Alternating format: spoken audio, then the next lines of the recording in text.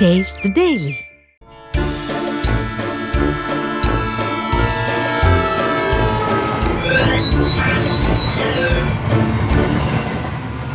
மக்கா பொதுவாக கச்சத்தீவுன்னு சொன்னா தான் திமுக கும்பல் பயப்படும்னு சொல்லுவாங்க. முன்னாடி ஒருக்க முதலமைச்சராக இருந்த புரட்சித் தலைவி அம்மா கச்சத்தீவுன்னு சொன்னாலே திமுக வெளியே போயிடும்னு சிரிச்சுக்கிட்டே சொல்லியிருந்தாங்க. இப்போ கச்சத்தீவோட இந்த கள்ளக்குறிச்சியும் சேர்ந்துடுச்சுய்யா. கள்ளக்குறிச்சின்னு பேசினாலே எதிர்கட்சிக்காரங்களை வெளியே அனுப்பிடுது திமுக கும்பல்.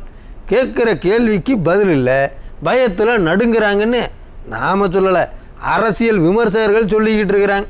சரி மக்களே, நீங்கள் போய் குறுஞ்செய்தி பார்த்துட்டு வாங்க, விரிவான செய்திகளை சொல்கிறேன்.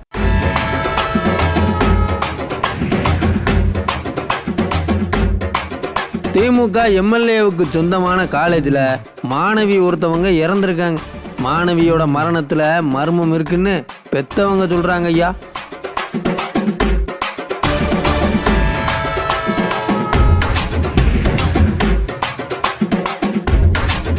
நாடாளுமன்றத்தில் திமுக எம்பிக்களை சஸ்பெண்ட் பண்ணப்ப ஐயையோ ஜனநாயக படுகொலைன்னு கத்தின திமுக கும்பல் இன்னைக்கு சட்டமன்றத்தில் மக்கள் பிரச்சனையை பேசின அதிமுக எம்எல்ஏக்களை சஸ்பெண்ட் பண்ணியிருக்காங்க.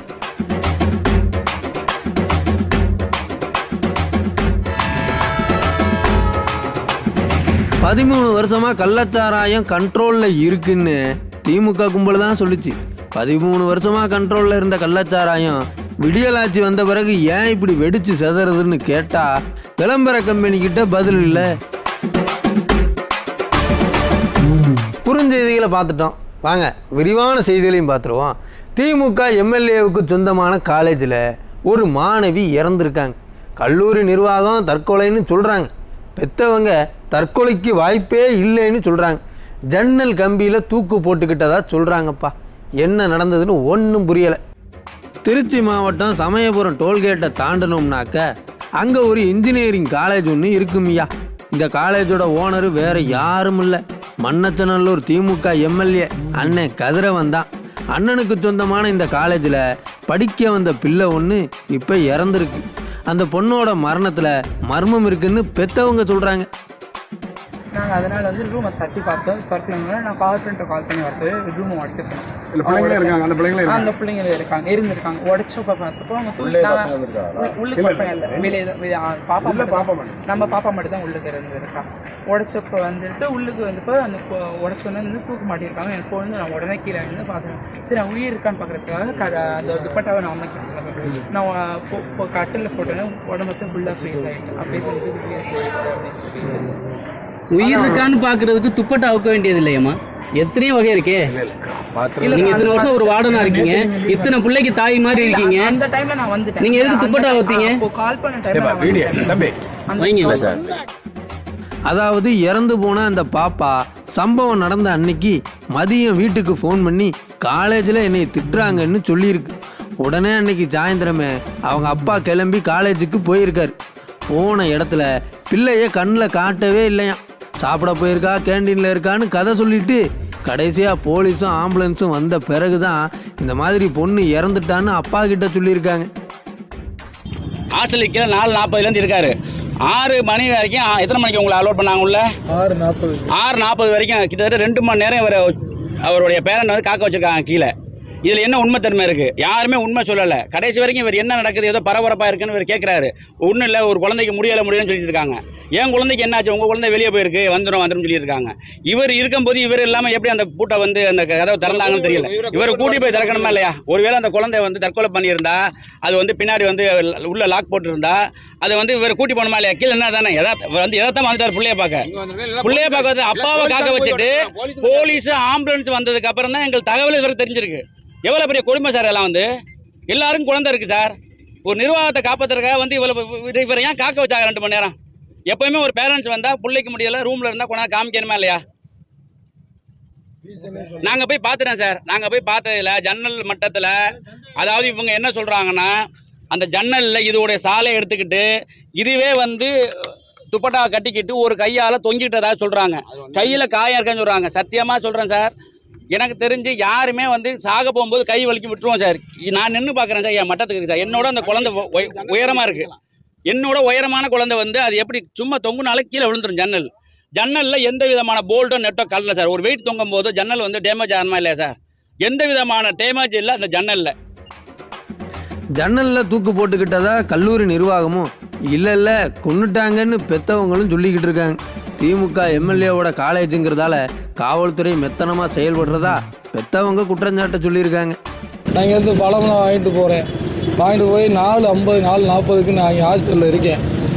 6:30 வரை இவங்க வந்து மேலே போக வர இருந்தாலும் தவிர என்னை உள்ளே விடலை. நான் எதார்த்தமாக கேட்டுக்கிட்டே இருக்கேன், எங்கள் மகளை வர சொல்லுங்கள், 10 நிமிஷத்தில் வந்துடுங்க, ஏங்க எவ்வளோ நேரம் ஃபோன் அடித்தாலும் எடுங்க, இல்லை இருங்க இந்த சாப்பிட போயிருக்கு, கேன்டீன் போயிருக்கு, அங்கே போயிருக்குன்னு.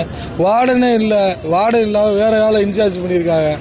போய் மேலே போய் பார்த்தா தாப்பாக ரொம்ப தப்பாக இருக்குது.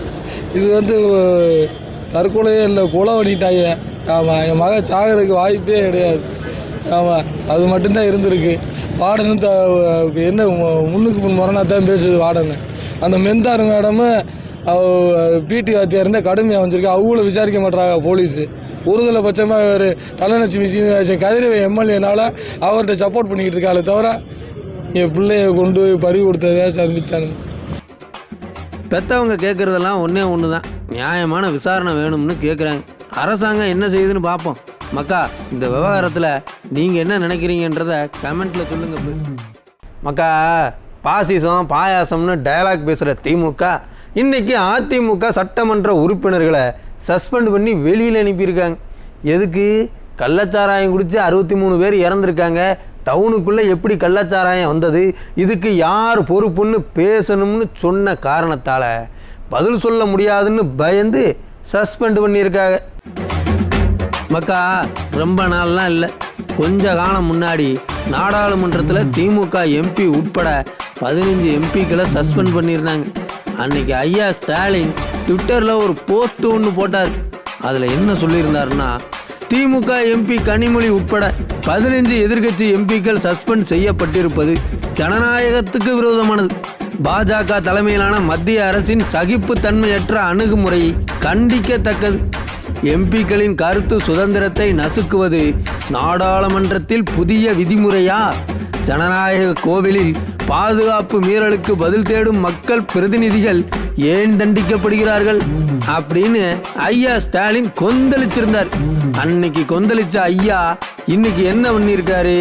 இன்னைக்கு சட்டசபையில் என்ன நடந்திருக்கு? மக்கள் பிரச்சனையை பேசணும்னு சொன்ன அதிமுக எம்எல்ஏக்களை சஸ்பெண்ட் பண்ணியிருக்காங்க. இப்போ ஐயா கேட்ட கேள்விகளை ஐயா கிட்டேயே திருப்பி ஒருக்கா கேட்கலாமா? அட, நான் கேட்கலப்பா, விவரம் தெரிஞ்சவங்க கேட்டுக்கிட்டு இருக்காங்க. இது ஜனநாயக படுகொலைன்னு சொல்கிறாங்க.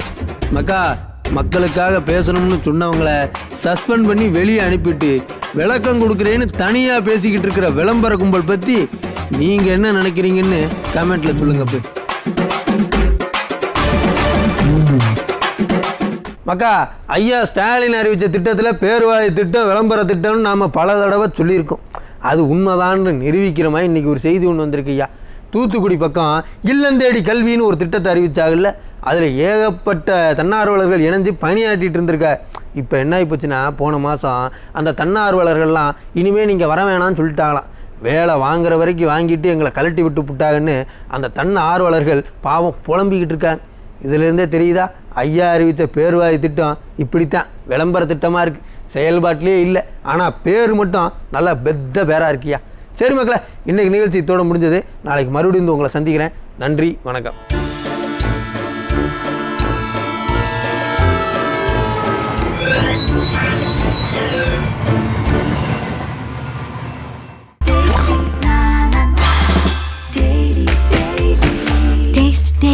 Taste the Daily.